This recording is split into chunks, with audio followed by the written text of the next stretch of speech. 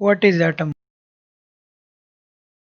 अगर हम बात करें यूनिवर्स की, तो जो कुछ भी यूनिवर्स में शामिल है, ह्यूमंस, एनिमल्स, प्लांट्स या टेबल, कार, यहाँ तक कि एक प्लेनेट से लेकर एक छोटी सी सुई तक सब कुछ एटम से ही बना हुआ है। एग्जाम्पल के लिए हम एक वायर के पीस को इलेक्ट्रॉन माइक्रोस्कोप से देखें तो हमें वायर के पीस के अंदर लैटिसेस दिखाई देंगे। इन्हें और गहराई से देखने पर हमें बहुत सारे एटम दिखाई देंगे।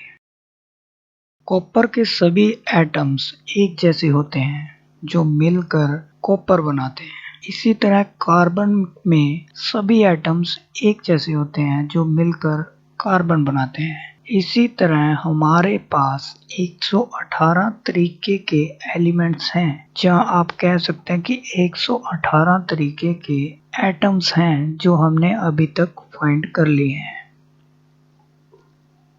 अब हम बात करेंगे हमारे फर्स्ट एलिमेंट की, हाइड्रोजन की। हाइड्रोजन के एटम में एक प्रोटॉन होता है और एक ही इलेक्ट्रॉन होता है।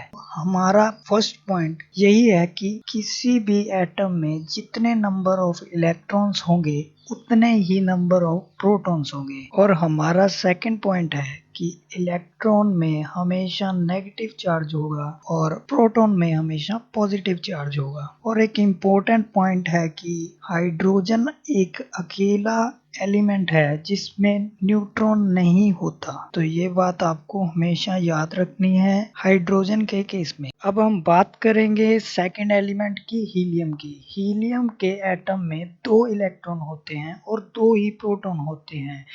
इसमें हम न्यूक्लियस को भी समझते हैं। न्यूक्लियस किसी भी एटम के बीच में होता है। न्यूक्लियस में प्रोटॉन और न्यूट्रॉन दोनों आपस में जुड़े हुए होते हैं। एक बात आपको हमेशा याद रखनी है कि न्यूट्रॉन पर कोई भी चार्ज नहीं होता। अब हम थर्ड एलिमेंट लिथियम को देखते हैं। लिथियम में 3 इलेक्ट्रॉन्स और 3 ही प्रोटॉन्स होते हैं। अब लिथियम में हमें 2 ऑर्बिट या शेल दिखाई दे रहे हैं। पहले शेल में 2 इलेक्ट्रॉन्स और सेकंड में 1 इलेक्ट्रॉन दिखाई दे रहा है। अब हम शेल या ऑर्बिट को समझते हैं। एटम में एक से ज्यादा शेल भी हो सकते हैं। हर शेल में इलेक्ट्रॉन्स को रखने की लिमिट होती है। इसका एक जनरल फॉर्मूला है 2n² इलेक्ट्रॉन्स। यहाँ n का मतलब शेल्स है। तो ऐसे हम इलेक्ट्रॉन्स पता कर सकते हैं किसी भी शेल्स में। जैसे फर्स्ट शेल में 2, सेकंड शेल में 8, थर्ड में 18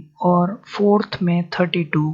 अब हम फ्री इलेक्ट्रॉन समझते हैं। एग्जाम्पल के लिए एक एटम देखते हैं जिसमें 11 इलेक्ट्रॉन्स हैं और 11 ही प्रोटॉन्स हैं। 11 प्रोटॉन्स इस रेड बॉल के अंदर ही हैं। प्रोटॉन और फर्स्ट ऑर्बिट में सबसे कम डिस्टेंस होगा। प्रोटॉन और सेकंड ऑर्बिट में फर्स्ट से ज्यादा डिस्टेंस होगा और लास्ट ऑर्बिट में सबसे ज्यादा डिस्टेंस होगा। अगर हम अट्रैक्शन की बात करें तो प्रोटॉन और फर्स्ट ऑर्बिट में सबसे ज्यादा अट्रैक्शन होगा, सेकंड में थोड़ा कम और लास्ट में सबसे कम अट्रैक्शन होगा। तो अगर हम इस एटम पर कोई एक्सटर्नल फोर्स अप्लाई करते हैं जिस इलेक्ट्रॉन में सबसे कम अट्रैक्शन है, तो वो इलेक्ट्रॉन ऑर्बिट से बाहर चला जाएगा। इसी इलेक्ट्रॉन को हम फ्री इलेक्ट्रॉन कहते हैं। उम्मीद है दोस्तों आपको ये वीडियो पसंद आया होगा। तो इस वीडियो को अपने फ्रेंड्स के साथ शेयर कीजिए और चैनल को सब्सक्राइब कीजिए। आज के लिए इतना ही, धन्यवाद।